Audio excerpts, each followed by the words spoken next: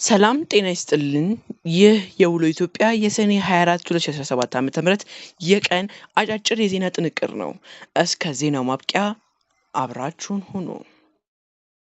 በመጀመሪያም አርዕስተ ዜና።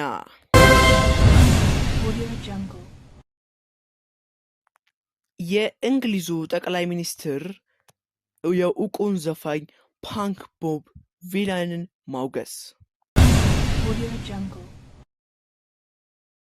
ኤለን መስክና የሚደረግለት ድጎማ።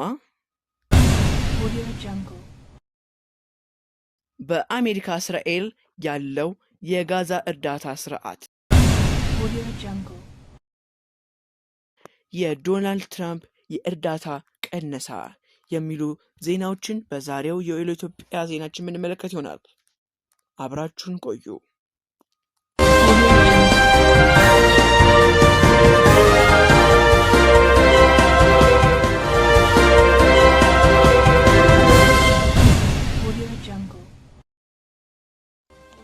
እውቁ ድምፃዊ ሞት ለእስራኤል ወታደሮች ሲል በመዝፈኑ የእንግሊዝ ጠቅላይ ሚኒስትር አወገዙ።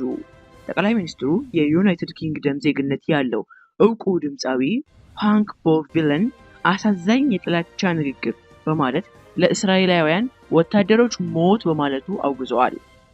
የግላስተንበሪ ፌስቲቫል አዘጋጆችም ራፐሩ ቦቢ ቪላን ነፃ ፍልስጤምና ሞት ለእስራኤል መከላከያ ሰራዊት የሚል ዝማሬዎችን ካቀረበ በኋላ አስደንጋጭ ነበር ብለዋል።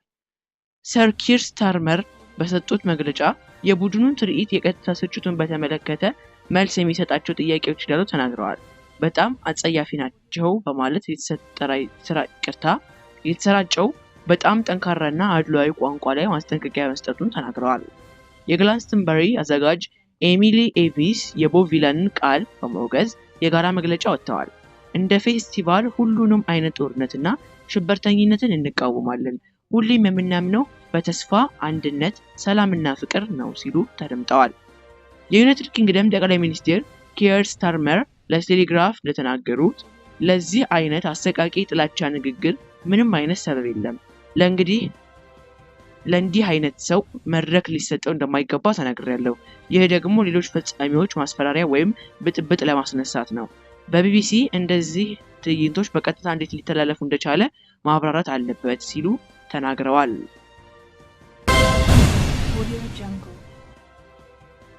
ኤሎን መስክ ድጎማ ባያገኝ ኖሮ ንግዱን ዘግቶ ወደ ደቡብ አፍሪካ ይመለስ ነበረ ሲል ዶናልድ ትራምፕ ተናገሩ። የአሜሪካው ፕሬዝዳንት ዶናልድ ትራምፕ ኤሎን መስክ በመንግስት ድጎማ ላይ ከመጠን በላይ ጥገኛ እንደሆነ ትሩዝ በተባለው ገጻቸው ላይ ገልጸዋል። የአሜሪካ ፕሬዝዳንት ዶናልድ ትራምፕ በቢሊዮነር ቴስላ እና በስፔስ ኤክስ ዋና ስራ አስፈጻሚ ኤለን መስክ ላይ ከበድ ያለ ትችት ሰንዝረዋል። ፕሬዝዳንቱ በትችታቸው መስክ በመንግስት ድጎማ ላይ ከመጠን በላይ ጥገኛ እንደሆነ ገልጸው ከዚህም አልፎ አሜሪካውያን የኤሌክትሪክ መኪናዎችን እንዲገዙ እያስገደደ መሆኑን ገልጸዋል። ኤለን መስክ የኤሌክትሪክ መኪናዎችን አሜሪካውያን እንዲገዙ ማስገደዱን አጥብቄ እንደሚቃወም ጠንቅቆ ያውቃል። አዎ የኤሌክትሪክ መኪኖች ጥሩ ናቸው፣ ነገር ግን ሁሉም ሰው እንዲገዛ መገደድ የለበትም ብለዋል። በመቀጠልም መስክ በታሪክ ብዙ ድጎማ የሚደረግለት ሰው ሳይሆን አይቀርም። የሚቀበለው ድጎማ ባይኖር ኖሮ ንግዱን ዘግቶ ወደ ደቡብ አፍሪካ ይመለስ ነበረ ሲሉ አስፈራዋል።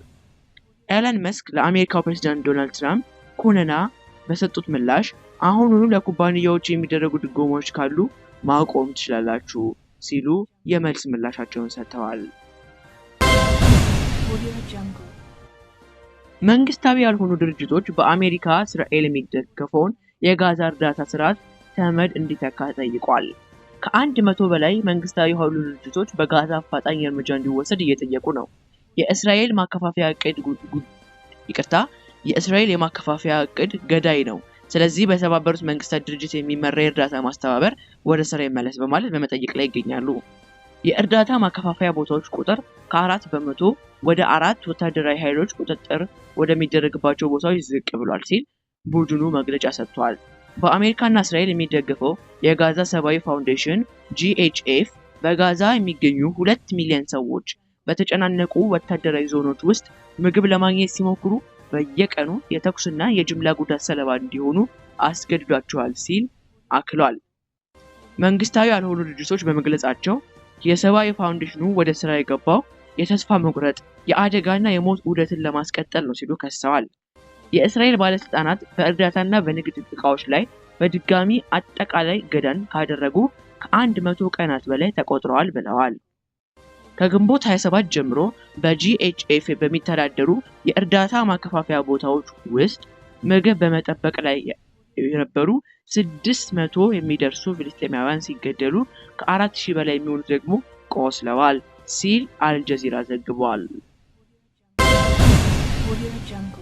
የዶናልድ ትራምፕ የእርዳታ ቅነሳ በ2030 ከ14 ሚሊዮን በላይ ሰዎችን ለሞት ሊዳርግ ይችላል ተባለ። በላንሴት ሜዲካል ጆርናል ላይ የታተመ ጥናት በዩኤስአይዲ የሚደገፉ መርሃ ግብሮች ባለፉት 2 አስርት ዓመታት ውስጥ በዓለም ከ91 ሚሊዮን በላይ ሞትን በመከላከል ችለዋል ያለ ሲሆን አሃዙ በህፃናት ላይ 30 ሚሊዮን ሞትን ማስቀረት መቻሉን ያጠቃልላል ተብሏል። ጥናቱ እንደሚያሳየው የዩኤስአይዲ የገንዘብ ድጋፍ ከኤችአይቪ ኤድስ ሞት 65 በመቶ፣ 51 በመቶ ከወባና 50 በመቶ ከሌሎች የሐሩር ክልል በሽታዎች ቀነሳ ጋር ይያያዛል ብለዋል። ነገር ግን እየተካሄደ ያለው ከፍተኛ የገንዘብ ድጋፍ መቋረጥ በ2030 በሁሉም የዕድሜ ክልል ውስጥ ከ14 ሚሊዮን በላይ ሰዎችን ለሞት ሊዳርግ እንደሚችል ተመራማሪዎቹ ተናግረዋል። ይህም ከ5 ዓመት በታች በሆኑ ህጻናት ላይ 4.5 ሚሊዮን ሞትን ያስከትላል ተብሏል። በተባበሩት መንግስታት ከተመዘገቡት መዋጮዎች ቢያንስ 38 በመቶውን የምትይዘው አሜሪካ በዓለም ትልቁ የሰብአዊ እርዳታ ለጋሽ ነች።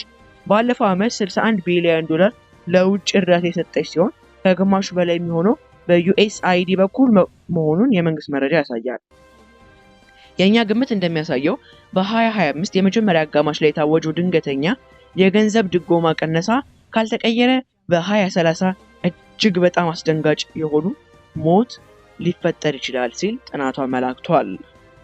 ተመልካቾቻችን ለዛሬ ያዝናቸው የሁለት ኢትዮጵያ የሰኔ 24 2017 ዓ.ም የቀን አጫጭር የዜና ጥንቅር እነሆ አበቃን። ሰላም።